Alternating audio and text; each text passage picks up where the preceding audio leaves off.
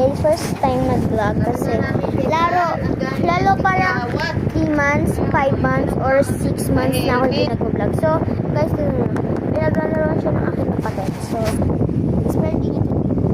Pasok ka sa favorite niya. So, ayaw niya na kasi hawak-hawak niya at takot ng kanyang dede. Ay, inom ka? Sige, oh.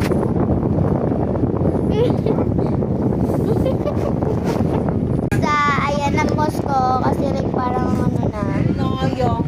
So ito ang tignan niya guys. Hindi pa siya dumedede kasi tignan niyo nasa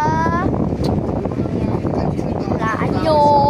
So is 6:47 na and hindi pa rin kami umuwi. So hindi pa namin totoong bahay. Okay lang, may side gun siya tsaka tambay lang po to guys, like parang ang mahal mo pag lumabas kami. Nagbukay lang may trabaho siya tsaka So, ayan. nagpuripot.